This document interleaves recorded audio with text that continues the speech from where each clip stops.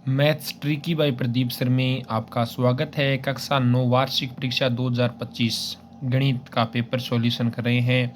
पहला क्वेश्चन, निम्नलिखित में से कौन सी संख्या अपरिमेय संख्या है?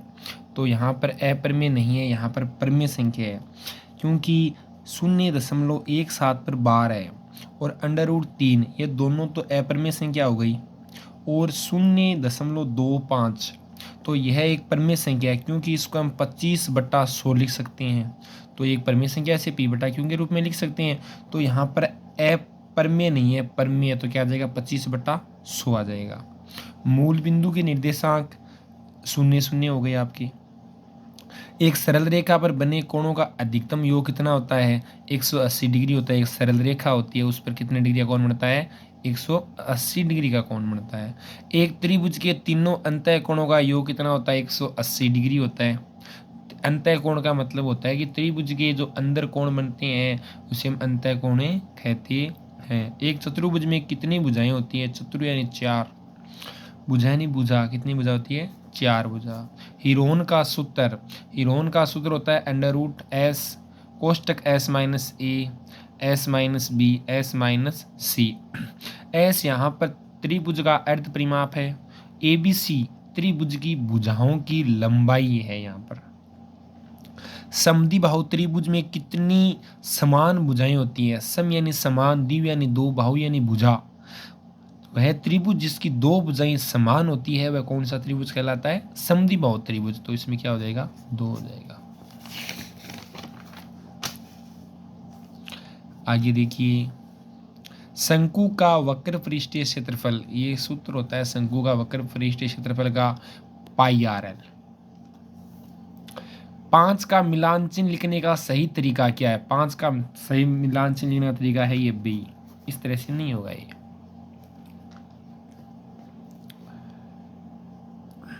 आलेखों में दंडों के बीच की दूरी, जो आप दंडालेख बनाते हैं, तो जहां पर दंड बनते हैं तो दंडों के बीच की दूरी हमेशा क्या होनी चाहिए? समान होनी चाहिए। 32 की घात 2/5 का मान कितना होगा? 32 को हम लिख सकते हैं 2 × 2 × 2, मतलब 2 को हम 5 बार ऐसे लिख सकते हैं। तो 2 की घात 5 आ गई, उसके ऊपर है 2/5, 5 से 5 कट गए, 2 की पावर 2, मान कितना होता है? 4। तो यहाँ पर कितना आ जाएगा? 4। कार्तीय तल में y अक्ष का समीकरण, तो y अक्ष रेखा पर x का मान हमेशा क्या होता है? 0। और यहाँ पर ऐसा पूछा जाता है कि x अक्ष का समीकरण, कार्तीय तल में x अक्ष का समीकरण, तो y बराबर 0 हो जाता। वे रेखाएं जो एक दूसरे के लंबवत होती है तो उनके बीच का कोण कितना होता है? 90 डिग्री होता है। कितना डिग्री होता है? 90 डिग्री। ये एक रेखा है, इसके ऊपर ये एक रेखा और लंबवत है, तो यहाँ पर 90 डिग्री का कोण बनेगा। समानांतर चतुर्भुज के सम्मुख कोण, समानांतर चतुर्भुज होता है उसके वह चतुर्भुज जिसके आमने सामने की भुजाएं समानांतर होती है या बराबर भी होती है, और उसके सम्मुख कोण भी क्या होते हैं? बराबर होते हैं। सर्वांग समत्रिभुजों में संगत भाग क्या होते हैं? बराबर होते हैं। व्यास और त्रिज्या में संबंध, व्यास आपकी त्रिज्या का क्या होता है? दुगुना होता है, तो d बराबर क्या आ गया आपका? 2r। d यहाँ पर व्यास है, r यहाँ पर क्या है? त्रिज्या है। एक त्रिभुज जिसका आधार 7 सेमी, ऊंचाई 4 सेमी, तो उसका क्षेत्रफल ज्ञात कीजिए। तो त्रिभुज का क्षेत्रफल होता है 1/2 आधार गुणा ऊंचाई, 1/2 7 × 4। ये देखो 2 4 से कट गया, कितनी बार? 2 बार। 7 को 2 से गुणा किया, कितना आ गया? 14 सेमी स्क्वायर। दंडों की ऊंचाइयां चर के मान पर निर्भर करती है, चर के मान पर निर्भर करती है। k का मान ज्ञात कीजिए जबकि x बराबर 3 y बराबर 2, समीकरण 2x + y बराबर k का हल है। जहां पर आप x और y का मान दिया गया इसमें रखते हैं, तो देखो x का मान 3 लिखा, y का मान 2, 2 को 3 से गुणा करते हैं 6, 2 ये आ गया, 6 2 कितने हो गए आपके? 8, k का मान 8 आ गया। -2x कोष्टक 2x + 2y का मान याद कीजिए, तो इनको आप गुणा करते हैं। देखो -2 को 2 से गुणा करते हैं, -4, x को x से गुणा करते हैं, x² आ गया, और ये आ गया आपका -4xy। दिए गए चित्र में POQ एक सरल रेखा है, x का मान याद कीजिए। देखो आपको पता है एक सरल रेखा है तो एक की तरफ बने कोणों का योग कितना होता है? 180 डिग्री होता है। 180 डिग्री, तो आपने तीन 3x degree plus 4x degree और प्लस 40 बराबर 180। 3x और 4x हो गए 7x, 40 का आपने पक्षांतरण कर दिया। 180 में से 40 घटाती हैं तो 180 में से 40 घटा 140 बच गए, और 140 में 7 का भाग दें कितना आ गया, x का मान है 20 आ गया। सरल सा क्वेश्चन है ये। 22वां क्वेश्चन देखो,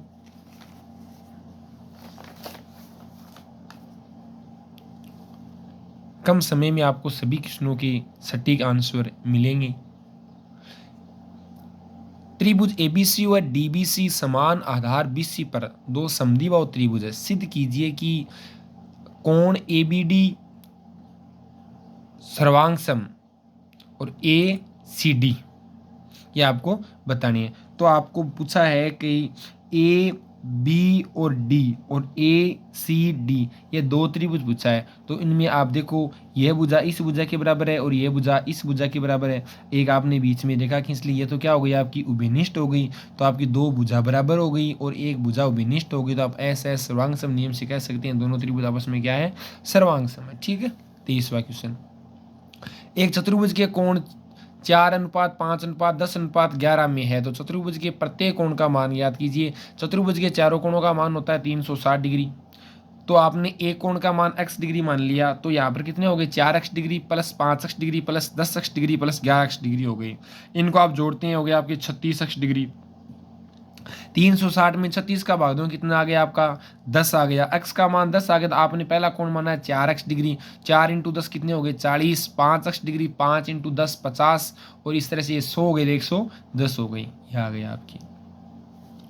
दिए गए चित्र में कोण ABC बराबर 69 डिग्री तथा कोण ACB 31 डिग्री है, तब कोण BDC का मान ज्ञात कीजिए। तो आपका देखो ये दिया गया है अर्धवृत्त पर बने हुए दोनों कोण है, एक ही वृत्तखंड पर बने कोण आपस में बराबर होते हैं। ये आपका 69 डिग्री और ये आपका कौन सा डिग्री आ गया 31 डिग्री। तो ये कितना डिग्री आ गया, क्योंकि ये त्रिभुज के तीनों कोणों का योग कितना होता है 180 डिग्री होता है। 69 और 31 कितने हो गए 100 हो गई। 180 में से 100 घटाएंगे तो यहाँ पर कितना बच गया आपका 80 डिग्री बच गया। और कोण ए और कोण डी आपस में बराबर है क्योंकि एक ही वृत्तखंड पर बने कोण है ये 80 हो गया, ये भी कितना हो जाएगा आपका 80 डिग्री हो जाएगा।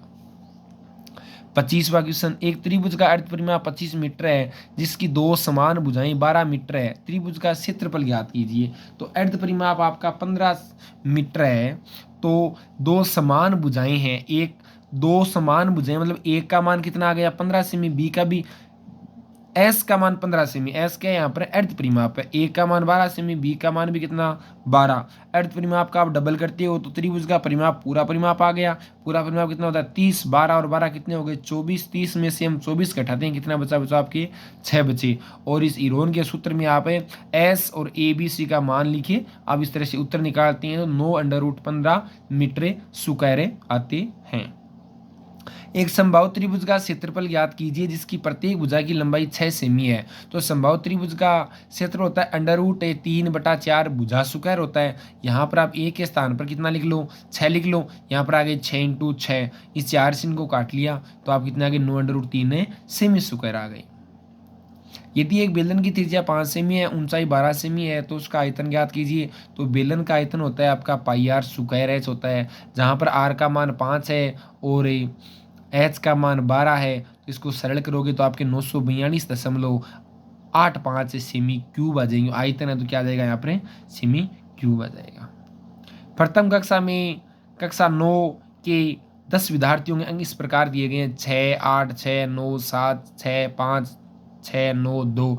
इस तरह से अंक या आपने अंक लिख लिए। इसके बारंबारता का मतलब कितनी कितनी बार आए हैं 2 एक बार है, 5 एक बार, 6 4 बार, 7 एक बार, 8 एक बार, 9 2 बार। उसके आपने मिलान चिन्ह कर लिया, टेलिंग मार्क बोलते हैं इसे, टेलिंग मार्क आपने कर लिया। तो ये प्रश्न आपका 28वां पूरा हो गया। लेकिन 29 में क्या पूछा है कितने विद्यार्थियों के अंक 9 रहे हैं, कितने विद्यार्थी रहे हैं 2 विद्यार्थियों के। और कितने विद्यार्थियों के अंक 9 से कम है 8 विद्यार्थियों के 9 से कम है।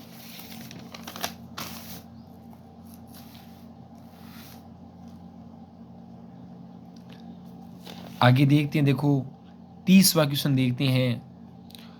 0.2353535 बराबर 0.2 3 5 पर बार लगा हुआ है, तो इसे पी बटा क्यू के रूप में व्यक्त करते हैं। तो इसको आप पहला काम आप करते हैं कि एक्स के बराबर ये मान लेते हैं। आपने एक्स के बराबर मान लिया, ठीक है। उसके बाद में इस समीकरण संख्या इसको 1 दे दीजिए और इसको 100 से आपने गुणा कर दिया, तो आपके आ गए 100x बराबर 23.5353, क्योंकि ये यहाँ पर दशमलव लगा था, शून्य से गुणा करने पर 2 अंक इधर आ गया, ये आ गया 23.53 आ गया। अब इस समीकरण संख्या आपकी है, इसको आप 10 से वापस गुणा करते हैं, 100 को 10 से गुणा किया, कितना 1000 आ गया, और ये दशमलव है 23.53 है, तो ये दशमलव इधर चला जाएगा, 235.35 आ गया।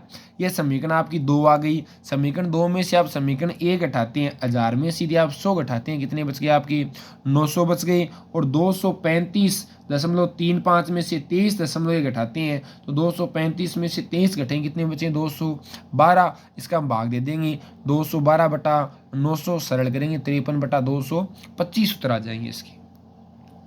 कोई 3 सर्वसमीका लिखो, तो आपकी 8 सर्वसमीका है, उनमें से आपकी इच्छा है वह आप 3 सर्वसमीका लिख सकते हो, x प्लस वाई का whole square, x square plus y square plus 2xy, और इस तरह से आ जाएगी तीनों सर्वसमीका।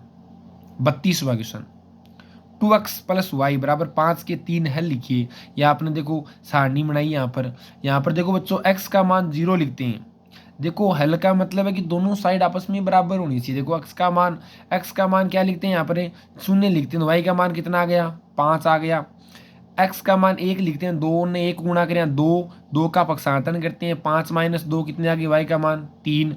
यहाँ पर x का मान 2 लिखते हैं, 2 को 2 से गुणा किया 4, 5 में से 4 घटाते हैं, कितना है आपका 1 आ गया।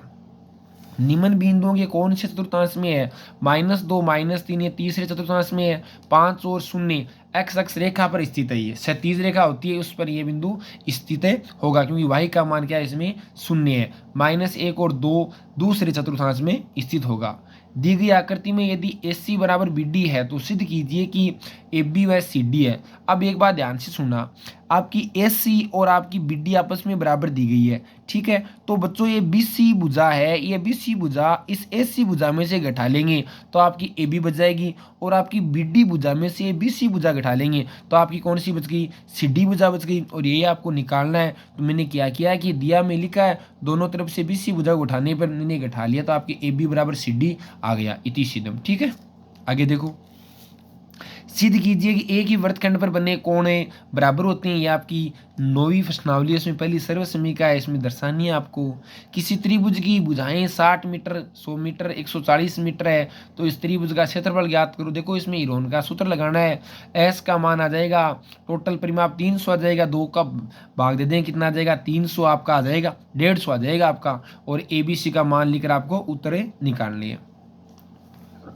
एक शंक्वाकार बर्तन जिसकी त्रिज्या 4 सेमी है, तिर्यक ऊंचाई 7 सेमी है, इस बर्तन को बनाने के लिए कितनी धातु की आवश्यकता होगी। तो शंकु का वक्र परिचय क्षेत्रफल ज्ञात करते हैं, पाई RL, 7 से 7 कट गया, 22 को 4 से गुणा कितना आ गया आपका 88 सेमी स्क्वायर आ गया। ठीक है, और आपको दिया गया है कि यहाँ इसका आपको क्या बनाना है, आपको आलेख के रूप में निरूपित करना है, उनको सरल ये तो हो जाएगा। एक गोले का आयतन ज्ञात कीजिए जिसकी त्रिज्या 0.63 मीटर है।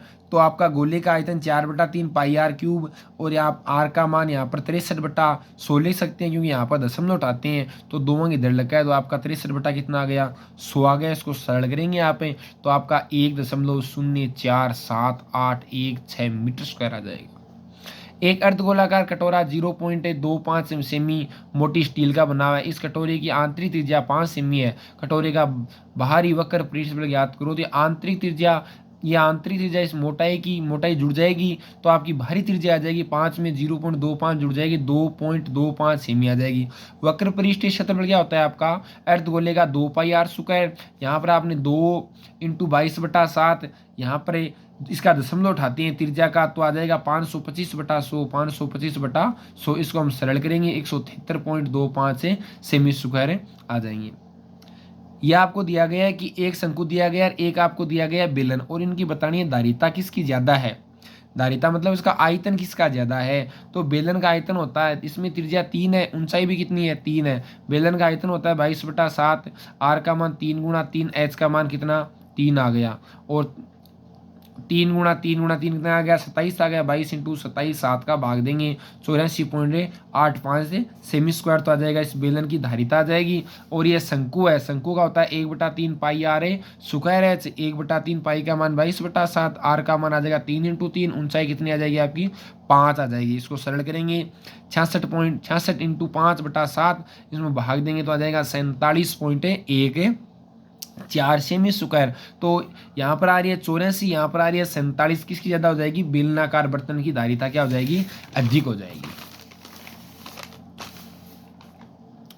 देखो आगे देखते हैं, किसी भवन का गुंबद एक अर्ध गोले का आकार का है, अंदर में उसमें सफेदी करने का वे 498.96 वे हुआ है, पैसे खर्च हुए। यदि सफेदी करने की दर 2 रुपये प्रति वर्ग मीटर है तो ज्ञात कीजिए गुंबद का आंतरिक वक्र पृष्ठ क्षेत्रफल, गुंबद के अंदर वहाँ का आयतन ज्ञात कीजिए। तो आप सबसे पहले क्या करोगे, सफेदी करने की दर है वह आपकी 2 रुपये प्रति वर्ग मीटर है, तो इसमें आप जो सफेदी करने की कीमत है उसमें भाग देंगे, तो अर्धगोले का क्या आ जाएगा, वक्र पृष्ठ क्षेत्रफल आ जाएगा, और इससे आप क्या निकालोगे, त्रिज्या निकालोगे। तो यहाँ पर लिखेंगे अर्धगोले का वक्र पर 2 पाई आर स्क्वायर बराबर आ जाएंगे 249.48, आपने इसमें भाग दे लिया 2 का, इसके बराबर रखा तो आर का मान आ जाएगा कितना आपका 6.3, और हवा का आयतन याद करते हैं तो अर्धगोले का आयतन होता है 2/3 पाई आर ए क्यूब, 2/3 पाई का मान 22/7, आर का मान आ जाएगा 6.3 का क्यूब आ जाएगा, उसको सरल करोगे तो 523.9 मीटर क्यूब आ जाएगा। इससे गोले का आयतन ज्ञात कीजिए जिसका पृष्ठीय क्षेत्रफल 616 वर्ग सेमी है।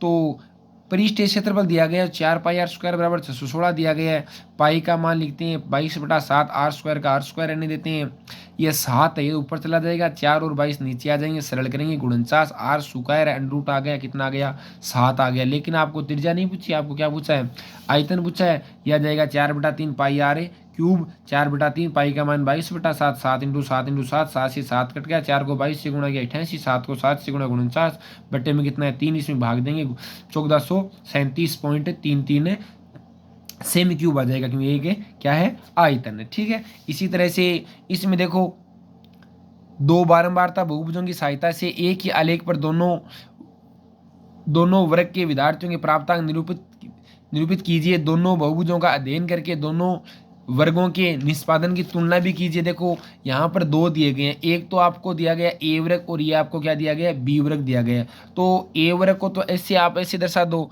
और ये बी वर्ग है इसको आप ऐसे डॉट डॉट करके दर्शा दो, इसको आप डॉट डॉट करके दर्शा दो। इस तरह से पेपर बहुत ही सरल था आपका आज का।